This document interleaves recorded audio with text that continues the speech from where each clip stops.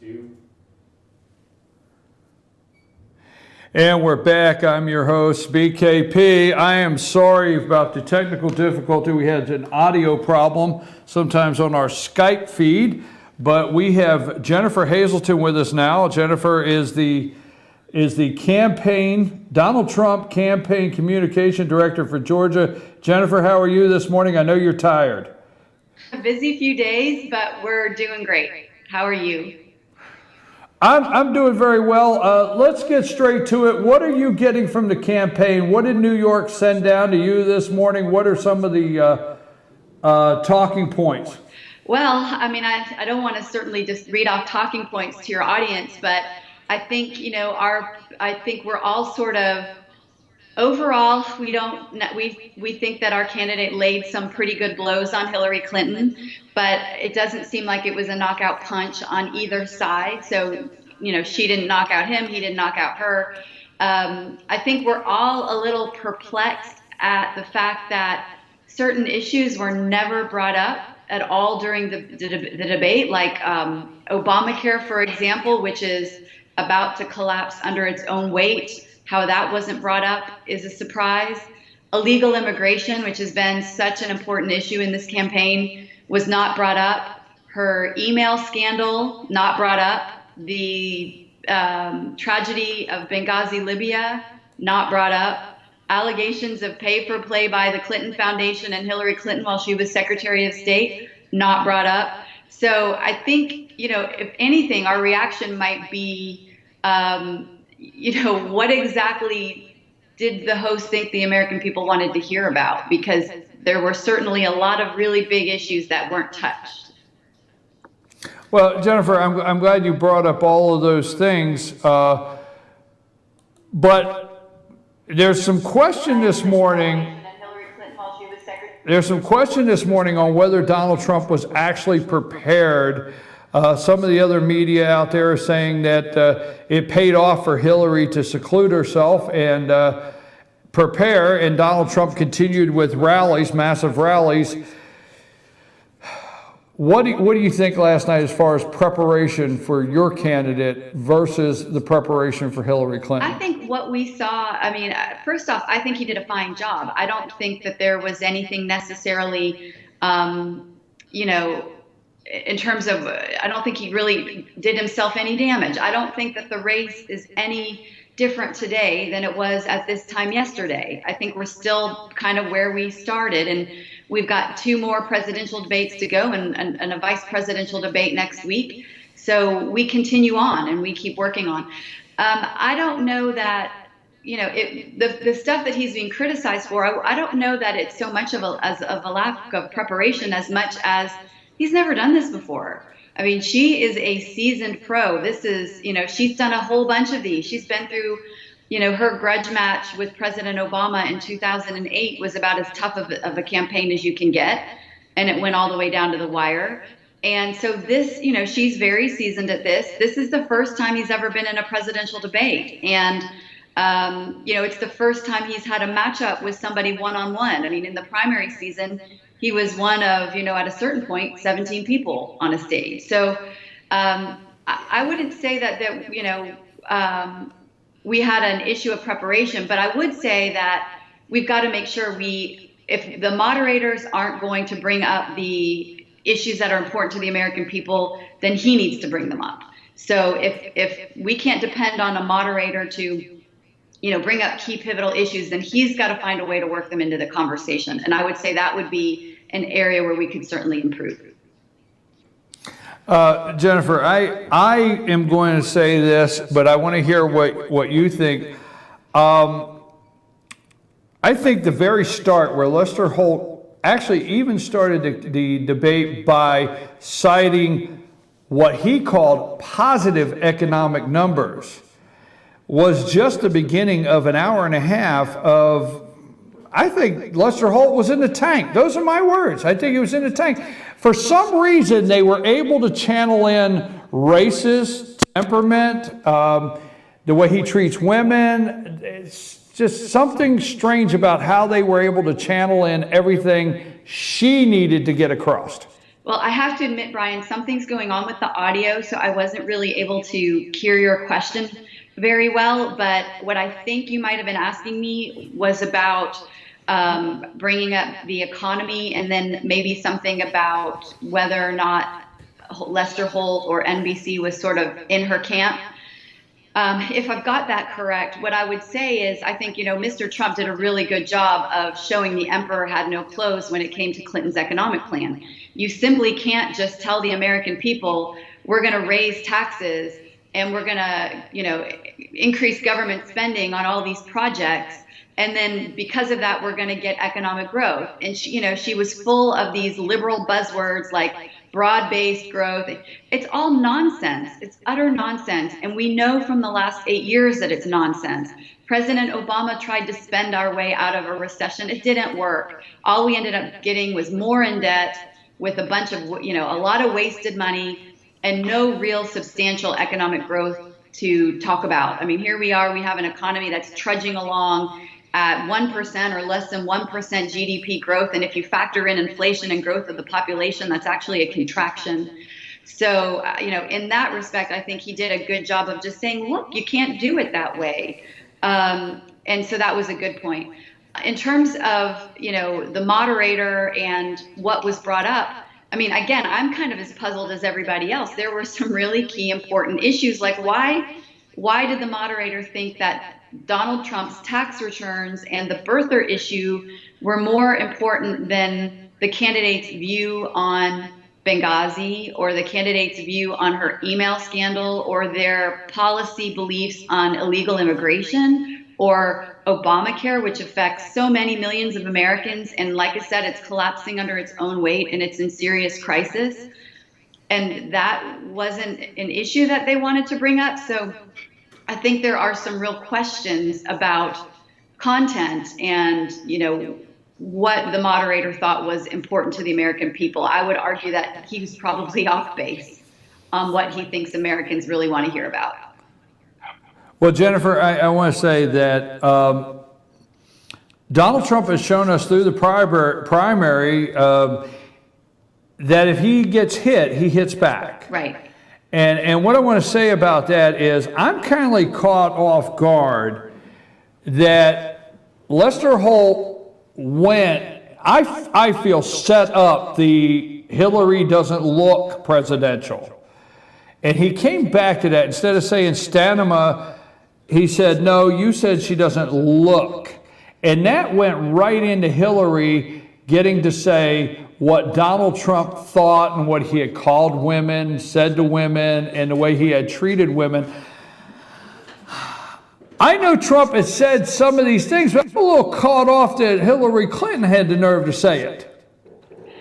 So, Brian, I'm having that same issue where I can start off hearing you, but then the farther you get into the question, the audio starts cutting up. So what I think you're asking me is about Lester Holt teeing up the women issue for Hillary Clinton and maybe why Donald Trump held himself back on that issue. If I've got this right, I'll go ahead and answer the question. I don't know exactly what motivated Lester Holt. Your guess is as good as mine. Whether or not he was in the tank for Hillary Clinton, I couldn't tell you. We do know that NBC has a history of backing the Clintons in the Democratic Party. So having said that, people can make their own judgments. But I will also say that, I think Mr. Trump did show remarkable restraint, not taking a low-hanging curveball and hitting it over the center field fence in front of Bill and Chelsea Clinton. He very easily could have. I think most people would have. And I think if anybody needed any proof that he's a decent person, that was an example of him being a decent person. She took the bait and went there. He didn't take the bait. He didn't go there. And, I'll bring up something that my mother always says. It's an expression she really likes. People who live in glass houses shouldn't throw stones. And if I had been in Mr. Trump's shoes, and again, it's easy for me to say this when I'm not under the lights and with all those people, staring at me and the camera staring at me. But, that might have been a way that he could have answered the question or implied their issues without having to go there, which is to say, you know what, Mrs. Clinton, people who live in glass houses shouldn't throw stones and in this issue, your husband's house is entirely made of glass. And and enough said. And that might have been a way to make the point without having to actually articulate the point. Yes, Jennifer, look, I know you're very busy, and I'm getting close to having to close out the show for 10 o'clock, but how do you feel, how's the candidate, how's Trump in the campaign feel this morning with the recent poll numbers, his performance last night in the polls, and the campaign going forward? Do you guys feel good? Well, let me take that question into parts. So we feel really good about the campaign going forward, and we're full steam ahead. So that hasn't changed. The polls have been really good for us lately, trending our way, not just here in Georgia, but as you know, they've been trending here in our direction in Georgia. All of the latest polls have us up a range of 4 to 8 points. Great news for us, especially since, the polls in Georgia tend to underpoll Republicans. So we tend to do better than what the polls usually say running up to an election. But we're also starting to lead in some really key battleground states. Some of the recent polls in these battleground states show us with an edge, and that's really positive news. But in terms of whether this debate had an impact on the polls, it's really too soon to tell. It's going to take about another week for the debate last night to be factored into the polls and people's reactions to the debate to be factored into the polls. So we're just going to have to wait and see on that front. But I suspect, we don't have that many undecided voters. The polls all show us that most people have made up their minds. So I think if you were a Trump fan going in, you're a Trump fan this morning. If you like Secretary Clinton, you probably still like her this morning.